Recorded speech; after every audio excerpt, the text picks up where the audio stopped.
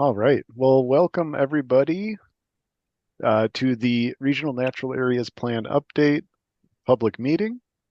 We're just going to go ahead and jump right in. We have a fairly full agenda here. We'll start with, oh, let me make sure I can advance my slides. Yep, everything's working. So first, I just wanted to start by recognizing our funders here. So this planning effort was funded in large part by the Wisconsin Coastal Management Program um, and NOAA's Office for Coastal Management. So 3 grants were awarded for this project in total over the course of, a good 6 years or so. So meeting framework, generally we're going to be doing a quick welcome and introduction here. I'll be discussing Tom and I will be discussing a summary of the preliminary draft amendment. We'll have Ben Johnson with SewerPack give a little introduction to the web tools we've created for this regional plan amendment. We'll allow then, and we'll take public comment, questions, and we'll have time for discussion following those couple events there. So just real briefly, a little bit of background. This is the second of 2 public meetings that'll be held on the draft natural areas plan. Public comment will be open until January 10th, 2025. Comments can be submitted via mail, regular mail, email, or the comment box on the commission's website. And emails can be sent to Tom, myself, or Justin, which I'll have contacts at the end of the presentation here. A little bit of housekeeping rules. Please have your microphones muted if you're not asking a question. Zoom picks up all those little noises really, really well, and we are recording this to be posted for public viewing. So just keep that in mind. If your video feed's choppy, try turning off your video camera, save a little bandwidth. Sometimes it helps. If you did not register in advance, or if you're calling in on the phone, if you could some way by the end of the meeting, just let us know your name, either entering it in the chat box if you can, or just unmuting yourself and letting us know who you are before you leave. If possible, please enter all questions that you might have while we're giving the presentations in the chat box, and then we'll address those during the discussion period. So with that, I'm just going to go ahead and jump right in here. A little bit of history. So the Regional Natural Areas Plan, this planning effort was initiated back in the 1980s. It was initially requested by Milwaukee County Parks. And soon thereafter, all the other counties in our regional planning commission joined in on that request. So a pretty intensive inventory effort followed. So that was roughly about 10 years-ish in there. We did several thousand surveys assessing natural areas throughout the 7-county region. All of that information was presented in Planning Report 42, which was adopted in 1997. A very, very minor amendment was adopted in 1998, specific to one municipality.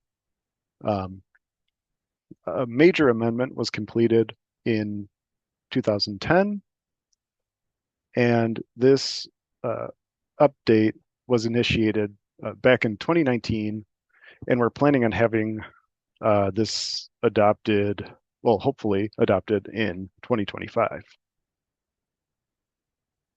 So real briefly, what is the Natural Areas Plan? The Natural Areas Plan seeks to identify the remaining natural areas, critical species habitat sites, aquatic areas, geologic sites, archaeological sites, remaining in the 7-county region today. So how we do that is we rank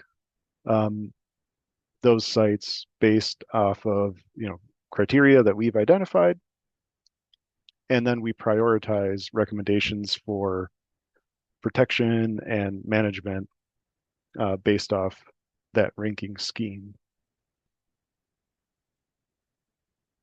Before starting this planning process, we had a period in which we did quite a bit of outreach to our local communities, our county governments, our county parks, to try to get a better understanding of how they use the plan and how we can improve the plan for their use.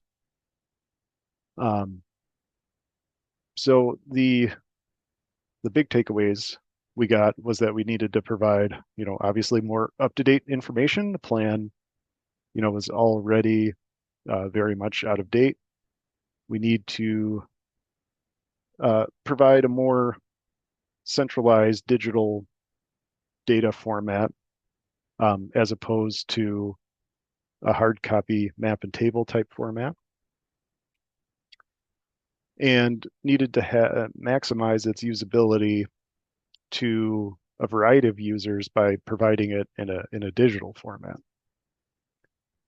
In addition, we had not updated the aquatic area assessment scheme or the application of the existing 1997 aquatic area assessment scheme since that time. And so that was a big priority for many of our counties and several of nonprofit groups that we talked with. And we needed to better address common threats and management needs for different natural area types, and that includes significant aquatic areas. So how are we going to do this? Our objectives were basically to identify changes to individual sites. So those sites which had already been identified within previous 97, 2010 amendment. Develop digital geodatabase of natural areas and critical species habitat sites, and provide site-specific profiles which summarize information on each of the natural areas that occur within the region. And so the idea here was to provide a very specific summary of the site's characteristics, including, what makes it a natural area, what's important about it, how is it ecologically significant, and what are some management recommendations specific to the site. Next, we revised and updated the aquatic assessment scheme for lakes and stream classifications and applied that to water bodies throughout the region. And finally, developed not only the digital geodatabase of all the sites in the region, but also took that, incorporated it into an interactive web tool hosted on the Commission's website to provide this information to the general public and local, county, and state governments. The amendment format, we tried to stay as consistent as possible to both, the 97 and 2010 publications, as this is an amendment to that plan. So, I'm not going to go through each of these chapters in detail, but real quick, we provided a brief introduction, which touches on, the importance of the plan and provides brief summaries on all the chapters to come, in addition to, chapter 2 discussing the background, which summarizes the findings in the 2010 and 97 plan.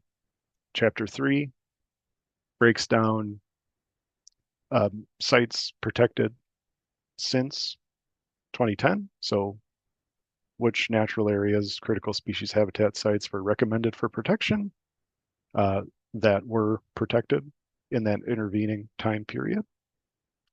Chapter 4 discusses new sites, and so that includes both new natural areas, new critical species habitat sites, and new aquatic areas. And we also get into present the new aquatic assessment scheme within Chapter 4.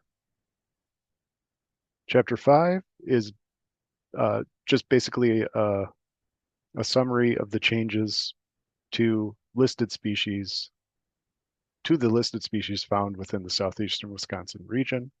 So that just summarizes changes in state or federal designations for species that are found here. We also discuss changes in our uncommon species, which we use in our assessment process for our criteria in ranking natural areas. Chapter 6 discusses changes to site-specific boundaries and site-specific ranks. So whether sites were upgraded or downgraded, whether they had boundary changes, either adding additional acreage to the natural area boundary, for example, or decreasing that acreage. And then we provided justification for those changes within the plan itself. Chapter 7, we discuss recommended changes to the plan, and this is where we add additional information on the web tool. We add additional information on the site profiles, where to find them, why we included them. We add information on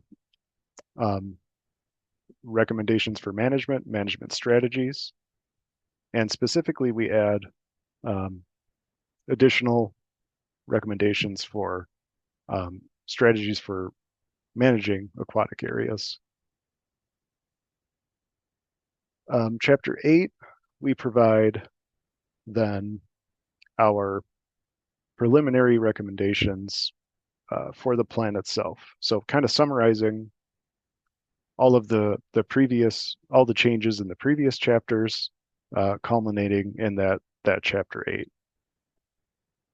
Next steps then are this public meeting, review by our technical advisory committee.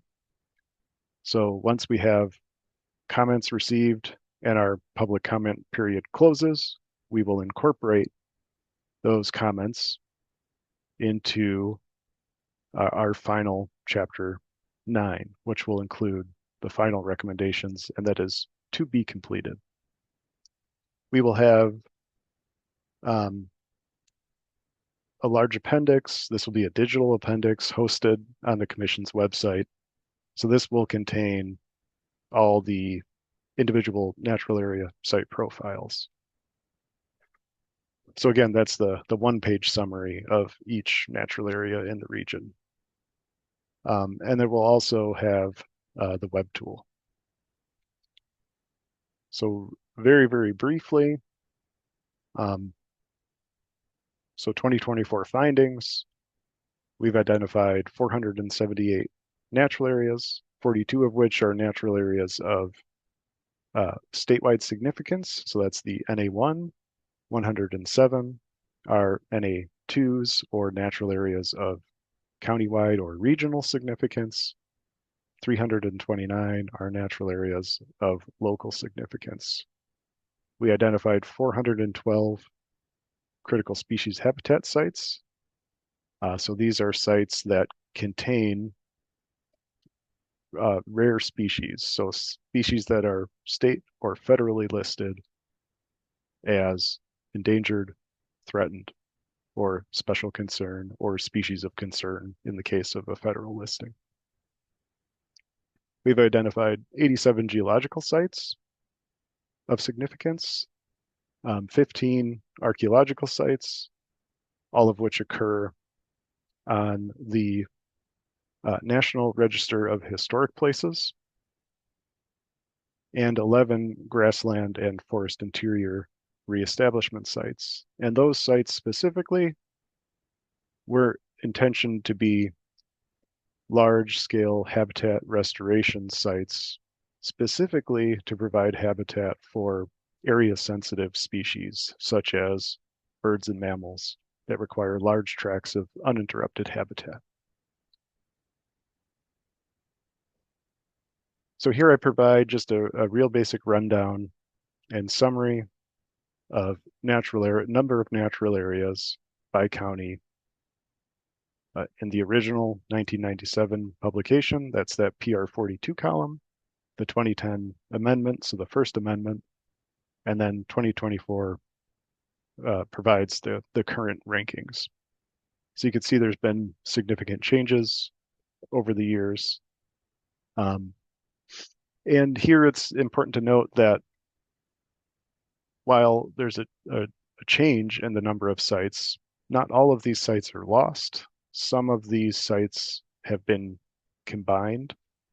A good example is Chewocki Prairie State Natural Area in Kenosha County, where we combined a number of sites that were originally individually ranked, but in this report, we combined them into one natural area designation, similar to the state's inclusion of those areas within the Chewocki Prairie State Natural Area.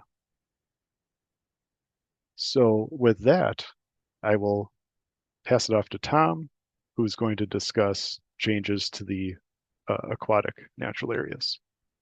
Thanks, Zach. So, as Zach mentioned, the last time we did the aquatic AQ 1, 2, and 3 rankings, very similar to the natural areas class 1, 2, and 3 rankings, was in the original 1997 plan. And in the stream ranking elements, it included water quality, morphology features, connectivity, fisheries, critical species, and riparian buffers as part of that ranking scheme.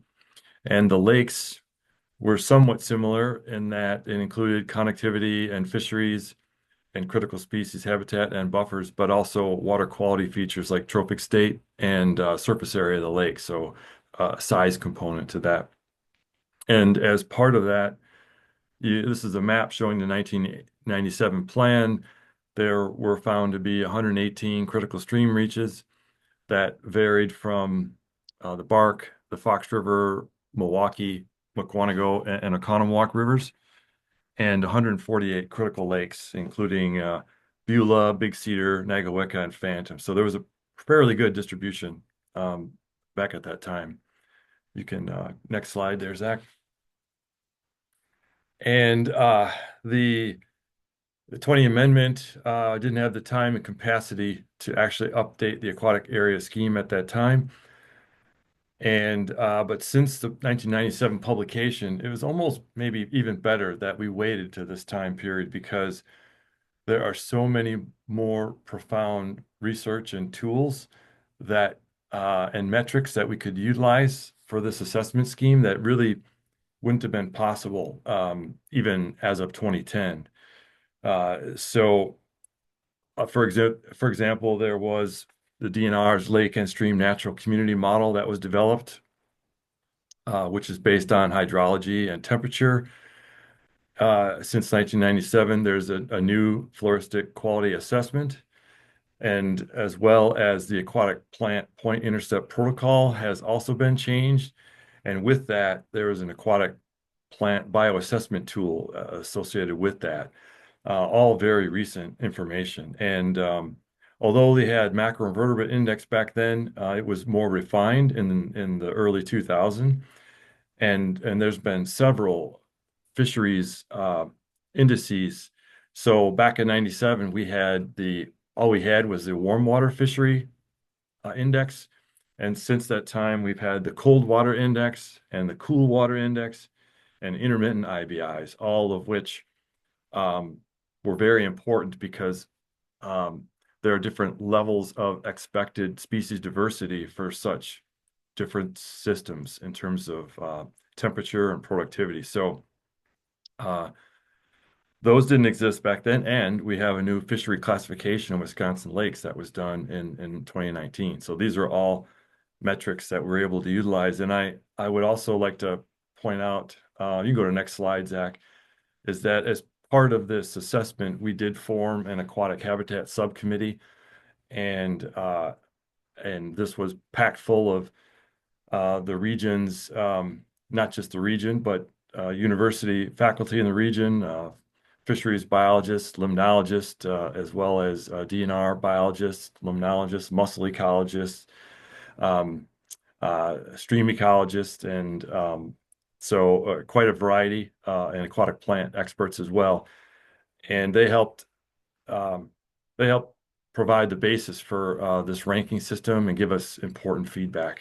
So kudos to them. And all that is on our website if you're really interested, um, on the Natural Areas website link where you can go to all our meetings and things.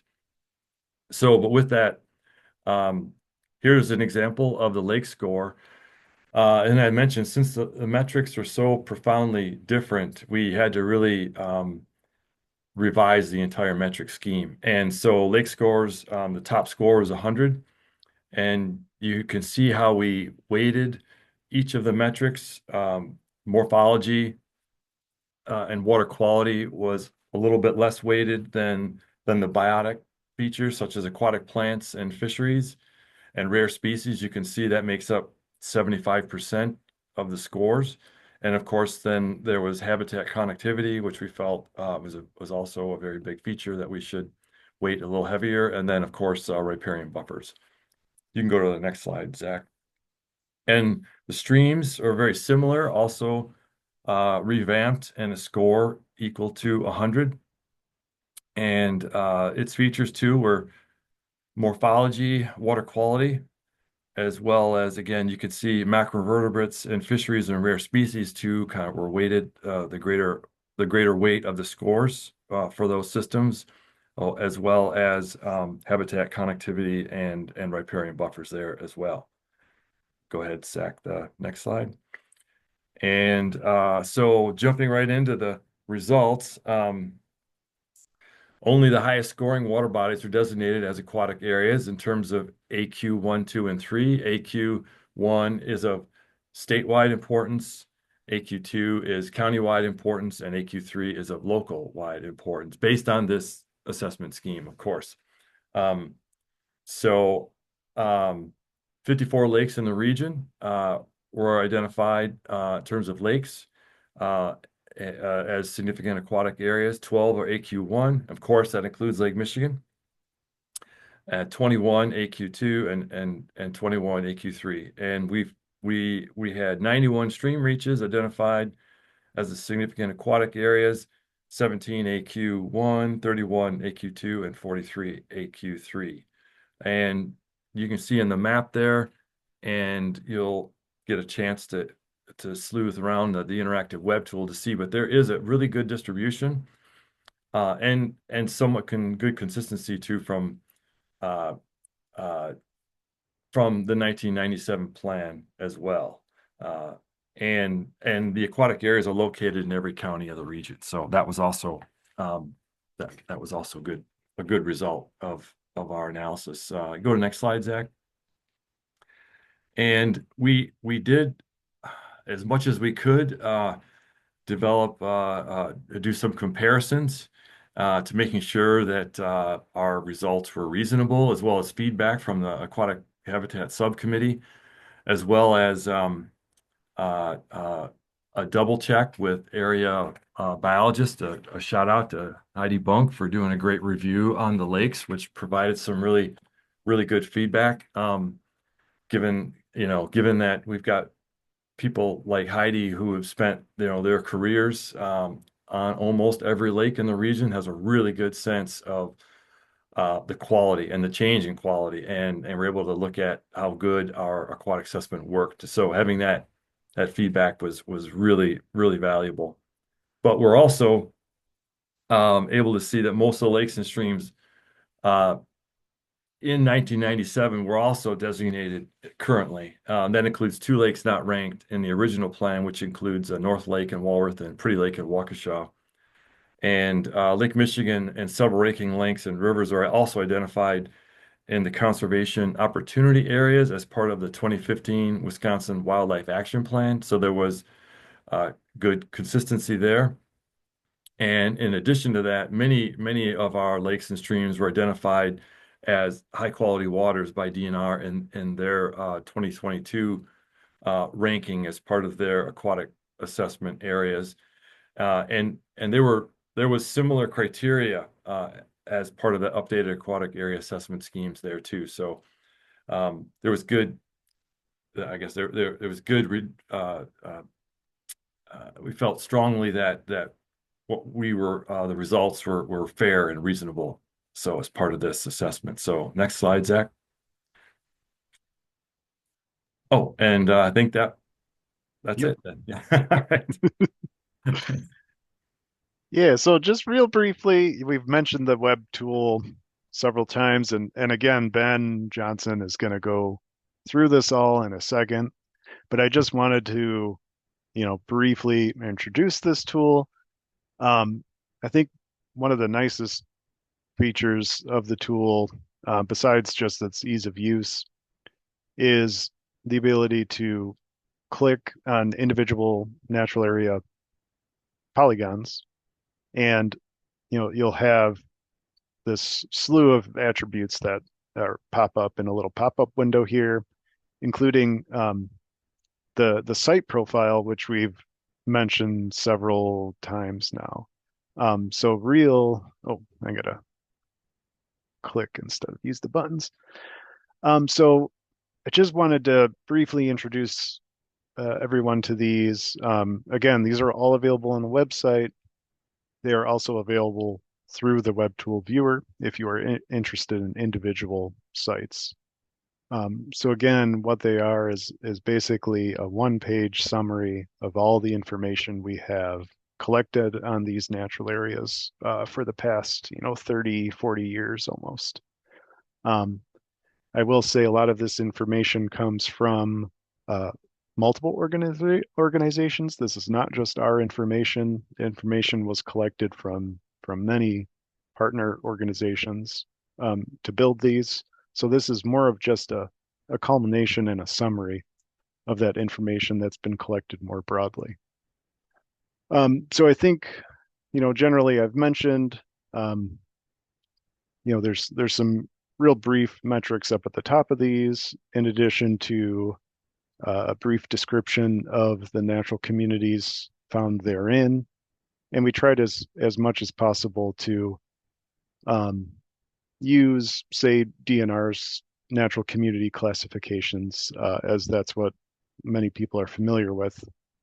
Um, and then we also go a little further and talk about potential threats and provide where feasible, recommendations on management and or acquisition.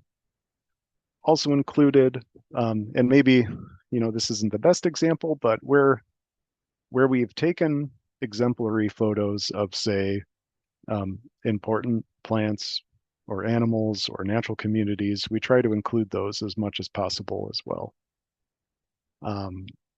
In addition, many of the sites, sites will eventually have a map associated with them. So this map will be, just a general PDF printout,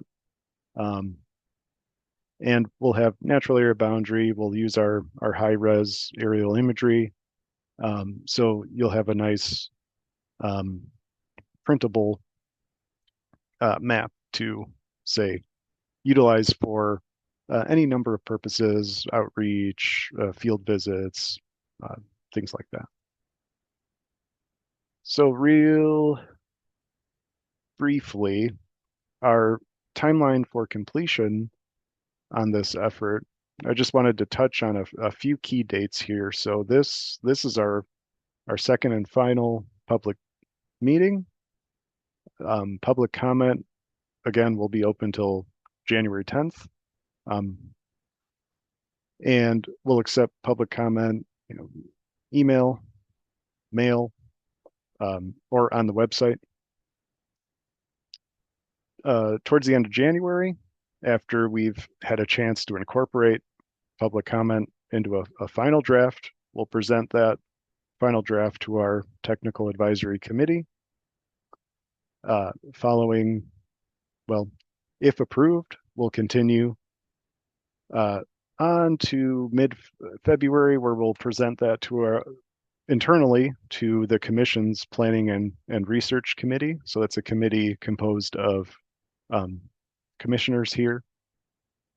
And then following approval from that committee, we'll move uh, to bring that before the full commission for approval sometime in March, and that date is to be determined.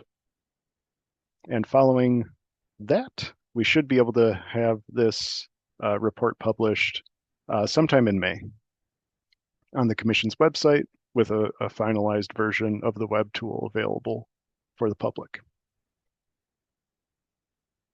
With that, I just wanted to say thank you and thank you to all of our partners and stakeholders that have helped with these efforts. It's certainly not just a commission effort.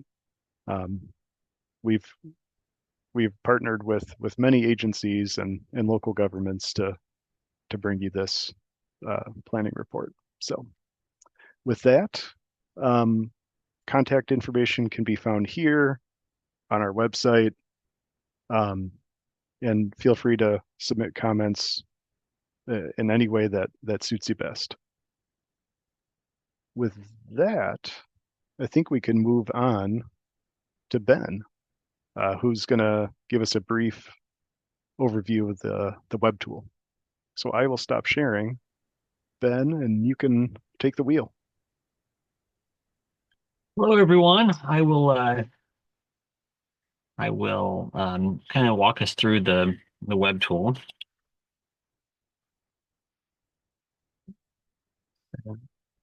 Okay. Um, can everyone see it? Does it work good? Yep. All right, cool. All right. We'll start off with the splash screen. To get to the web tool through the commission website, right now it's under the regional planning tab in natural areas. And here's read the draft plan and a card with a button that will link you to the tool. That may change down the road, like how that is laid out. But the web tool itself, we have our disclaimer as well as our um, explanation of who funded the project. The site had to be designed, not. This is a very technical report, and the site had to communicate to multiple audiences, to planners, to municipalities, but also to home or property owners and land trust. And I always kind of use the gauge that could a fifth grader look at this site and understand it and ascertain data out of it. So there's an explanation of the site, what it is. There is a lot of very technical information in it, but I tried to hide that as best as I could. So if you really want to read it, it's available. I think what most people are going to go to is the regional natural areas map right away. You can enlarge it. You can zoom down. Um, where are my layers at? There they are. To point out right away, this is pretty complex mapping software, and it will possibly hang up. If it ever does, just refresh the page, and it should work. It has so far for me. But as you zoom down, you can see the natural areas popping out here, and they're ranked by the class. Green for the NA1, and yellow for NA2, and the orange for NA3. You can click on the polygon, and the pop-up window will have an explanation of the property as well as a link to the site profile that Zach spoke of earlier. This is a single page one right here with no photos yet. Okay. We can also toggle the regional lakes and regional streams in this layer. And there they are. We can click on a lake, and we will see the ranking, the aquatic natural areas ranking for that with the breakdown of the elements that went into that ranking score. The same thing with the streams here for the Fox River as it qualifies as AQ3. Um, Further down on the homepage here, we have an explanation of natural community types that you would find in the region, along with a photo of them. And if you hover over the grid item here, and you can enlarge them, you can read a little bit about a lake dune or any one of the other community types, also forest types. Yeah, things are running a little bit slow on it tonight. Wetlands, fens, and bogs. A lot of information about those different community types there. Further down the page, we have a breakdown of the natural areas by each county with graphs that tell you how many acres of qualifying NA rank are in each county. A small explanation and some photos. And also metrics on the critical species habitat sites as well. The next page speaks about environmental corridors, and on this map we have the 2015 environmental corridors. We will be able to update that with the 2020 environmental corridors shapefile soon, but this is a good way to see how the natural areas fit into the mapped environmental corridor setting. There we are. As well as also being able to turn on the lakes and streams layers as well. People just need to explore these maps and pretty much everything. You can click on anything and navigate around, and you'll get the hang of it. I'll move forward with our historic vegetation. The historic vegetation was the shapefile layer was built based on the original land surveyor's notes. Click on the image here. You can see some of those original notes with their beautiful handwriting, but they did when they were cutting line to lay out the public land survey grid, they were documenting trees. They were using trees as markers, but they were also documenting what the landscape was. And this is an example of some of their notes. Those notes were taken, and the historic vegetation map was built based on those notes as what they would have seen in 1835 in the region. In this layer, I added additional layers from the Morton Arboretum in Chicago. There it is, and the Wisconsin DNR layer, as well as the Illinois Natural History Survey. And I did have to try and make all these layers match as best as I could because all four organizations kind of describe everything differently. But you can get a really good picture of how the region fits into the greater, bi-state area of historic vegetation. And it also kind of will inform management decisions in the future by understanding what we had there in the past. So some of those community types, we have another information grid here to explain what those community types were, as well as some metrics for each county in the region with the top 5 historic vegetation types. And you can see it on the map, but you can just see it in the pie charts here. That Ozaukee County was mainly beech and maple forest, whereas Walworth County was, close to 50% oak savanna. So it's just a different way of understanding the historic vegetation in the region. And we also have some notes about how that relates to the fire regime, historic fire regime, how that manipulate the landscape. Next page is the archaeological sites. Um, Again, these sites are that we have posted in the map are only the sites that were listed in the National Register of Historic Places. We know there are many other historic and archaeologic sites in the region, but these are the ones that are on the list, four of which are available for public observation. One happens to be a state park, Lizard Mound Park. We do have some information on those four public sites, the one in Whitewater, as well as Color Park and Lake Park in Milwaukee.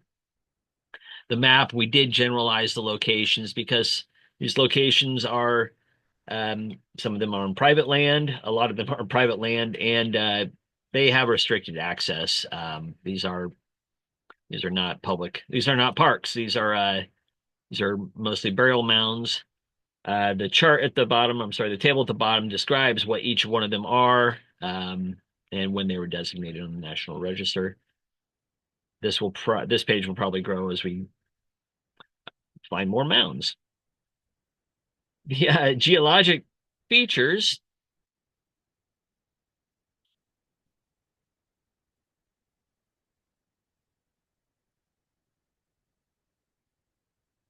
Okay, as it loads here, I always zoom down to Waukesha on this map because the relief on the map here, you can see the drumlin field really well, and that is the iconic Delafield drumlin fields right there in Waukesha. There are many other features on this map, exposed bedrock features, for instance, in Milwaukee, near the VA Center, Soldiers Home Reef. I do have some information on each one of these in a pop-up. There we are. The geologic features do have a ranking system, and there is information about them, about ownership and recommendation ownership and whatnot. You can't talk about geology in southeastern Wisconsin without mentioning glaciation. So we have some infographics and information about that, as well as a small infographic about bedrock. This is another page that will grow in the future. The next page is management strategies. At this point in time, this is very general in what management strategies says for each one of these communities, because this is will be kind of like phase two of the project. When a management plan is written for a natural area, or is completed, or an invasive species project is being implemented. This will be a place to share that information region wide, and kind of develop more of a regional management strategy, and we can share resources amongst projects, and this will certainly be another page that will grow in the future. And that's kind of the difference between the written plan and this web tool, is that this web tool will evolve and will continually be updated. The last page discusses resources and equity and the Environmental Justice Task Force. The map identifies disadvantaged tracts throughout mainly the urban areas of the region, as well as the natural areas and lakes and streams and how they rank. Again, this will grow, and we will add more to this. We need to explore more with our park and open space plans, how they relate to the natural areas and access. So this again is going to be another evolving page on the Natural Areas Explorer website. I also want to mention that there's a what I call a sister site that is also in development for the lakes and streams, that will get a lot more in depth into the lakes and streams in the region, as well as the elements that went into their ranking system. And this is still under development right now, but it's going to be very closely tied to PR 42, um, and operates very similar to the natural areas site. Um, for instance, the different elements that go into the ranking, we will explain that a lot further and have a lot have examples. Aquatic plants. We've got so many aquatic plant photos. There will be a place to share that and share information. So this site is in development, is a sister site to the natural area site, and I would expect to see that um, probably early spring to be completed sometime. That is a rundown through the natural area site, and I can take questions on the site if anyone has them.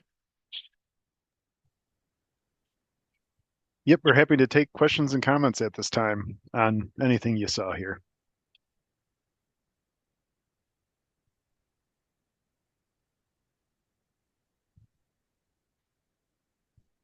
Or we're just happy to chat about your favorite natural area, whatever you guys want to talk about.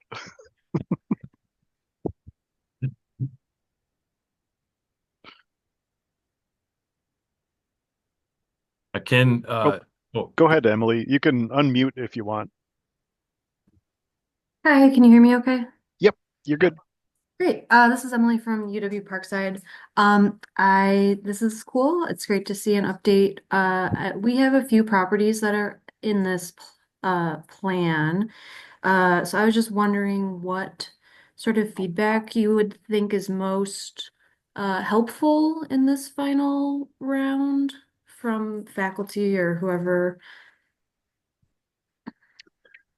Yeah, I think just a general review of the information we've collected on sites, specifically the UW Parkside owns, um, review of, say, the site profiles specifically for natural areas. There are more than a few. Um, and then any additional comments or recommendations, information you feel is left out that could be added either now or in the future. And we could take a look at that and see if it can be incorporated now or if it's something that's going to have to wait for a later date. Okay, great. And then for those critical habitat polygons, Mhm.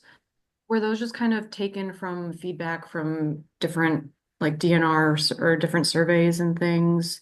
I'm just wondering because I noticed one of the properties I didn't know what the species was, Mm. and then the other one, I know we have like the rusty patch bumblebee on our campus, and I just didn't know the boundary seemed a little wonky to me, so I was just curious where that information came from. Yeah, if it's a site-specific question, we could probably just discuss that. Um, you'd have to let me know which site it is.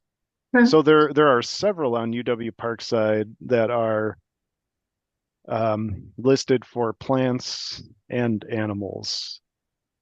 So it Yeah. would all depend which one it is. Okay. Would sending you an email be best? Perfect. Yeah. Okay. Otherwise, if you remember the name, we could talk about it now. But Cool. otherwise, yeah, we could talk about it over email. yeah, Okay. Yeah. Go ahead.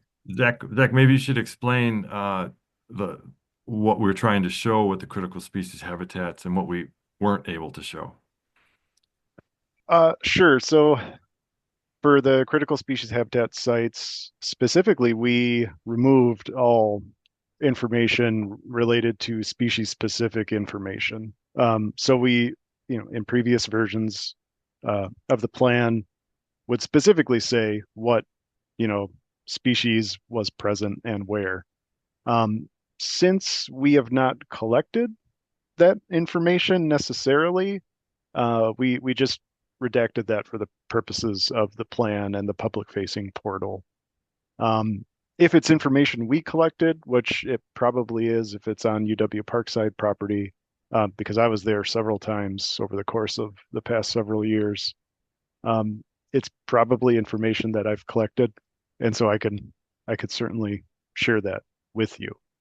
Um, and so in general, we took all that species specific information out, but we still have all that species specific information and we'd be happy to talk about it. Okay, great. Yeah, I'll just bring it up to but I'm meeting with some botany and entomology people tomorrow, so I'll run this by them and see if they have any thoughts on the outlines or whatever. But thank you. Yeah. And if it's insects are a bit tricky, specifically the rusty patch bumblebee. Historically, what we've done with animals is it has to be a recorded breeding site. So, like in the case of rusty patch bumblebee, it'd have to be like a known nest location, and then we would include all adjacent suitable habitat, contiguous suitable habitat within that critical species habitat site boundary. Same thing for birds. You know, we're not designating critical species habitat because somebody saw a rare bird fly through their yard or something like that. There has to be a confirmed nesting location. Plants are different. You know, they don't really move around too much, and so we're generally able to draw a pretty good boundary around suitable habitat within those locations. Oh, okay, that makes sense. Thanks.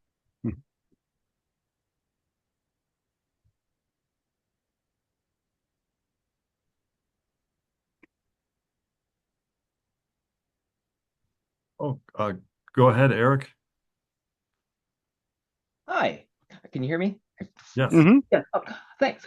I just found was forwarded this link yesterday, so I'm probably have missed a lot. I've only gleaned a little bit of the PDF. And one question I had was on, for instance, Benedict Prairie in Kenosha County. Mm-hmm. The ranking was reduced from NA2 to NA3. Mm-hmm. And I remember some conversations, back in 2020 with some other volunteers.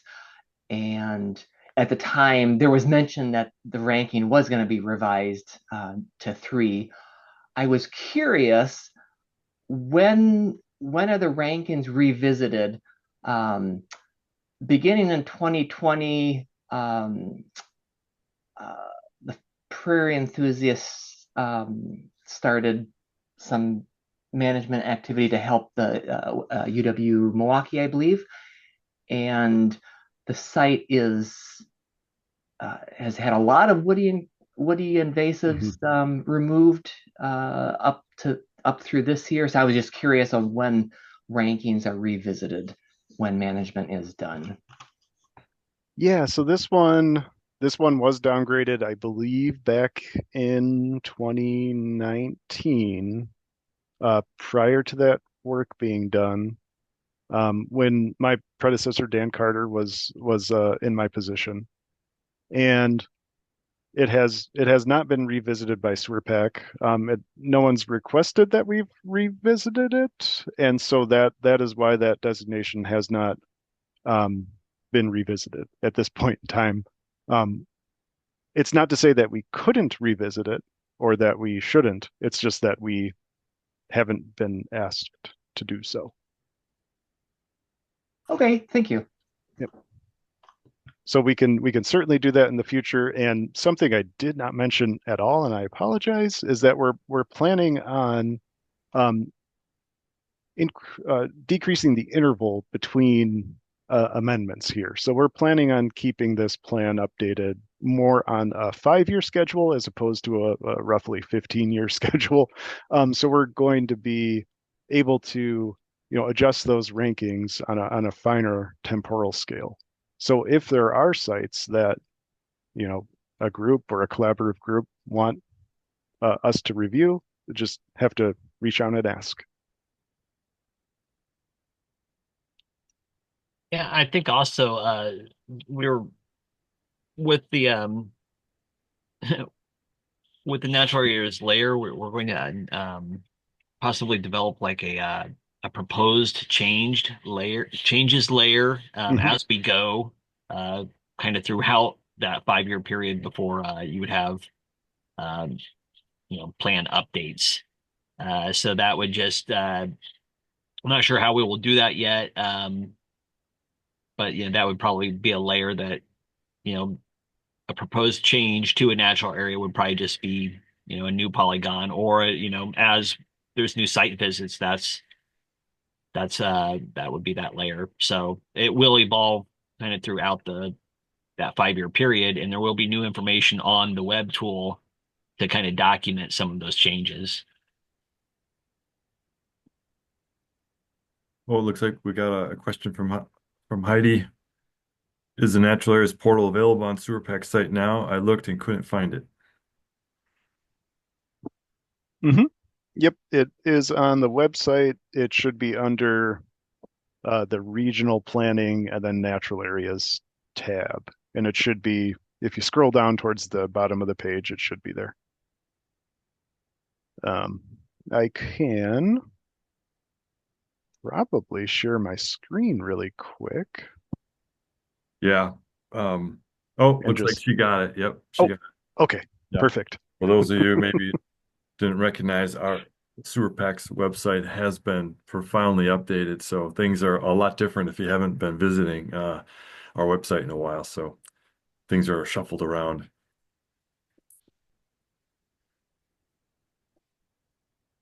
I can also note that uh, even many of our lakes didn't rank. It wasn't because they didn't necessarily have poor quality. It's just because we didn't have information like particularly aquatic plant surveys. So there's opportunities certainly to actually have more rankings than we currently have.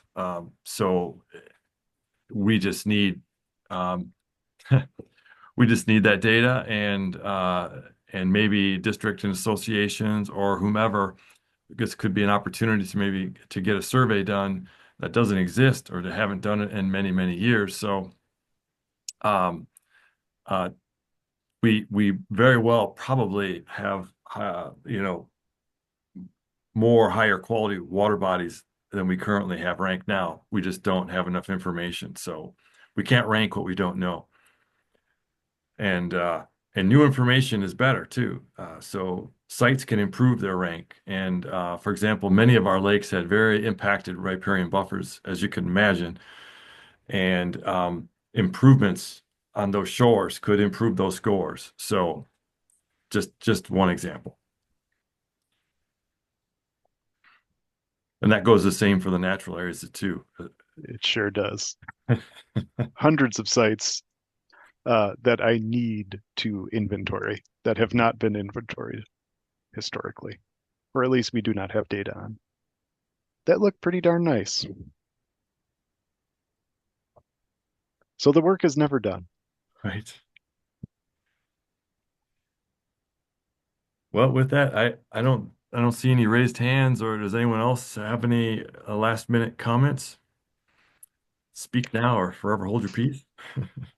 Hey, it's Heidi. Hey, I'm playing with it now, and I turned on the lakes piece, and I see there's a lot of lakes outlined in red when I turn on the regional lakes, and the colors are supposed to be green, yellow, or orange. So what's the red? Okay, that I just need to fix that. That's all. Yeah, on the lakes site, it's green, yellow, and orange. Mm-hmm. But I need to fix this on the terrestrial page. Thank, got thank okay. you. No, how many times Mm-hmm. I looked at that and have not seen that myself. So thank you. Yeah, when I click on it, let's say like Pewaukee, it says a 3. And at first, when it popped up red, I'm like, well, could be an impairment for nutrients or something, but there's too many of them popping up red that I don't think that's it. No, no, I changed that color and I didn't change it on this web map. So Okay, so it's just yeah, technical. yeah, All right, thanks. fix that. Good catch. Thank you. Yeah, thank you.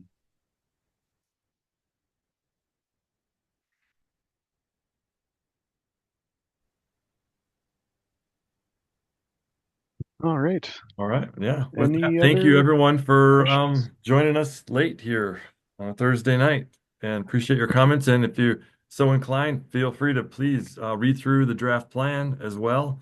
And those comments too can be sent to Zach or myself. And anything else, Zach, that I missed? Nope, I don't think so. Thank you all for joining.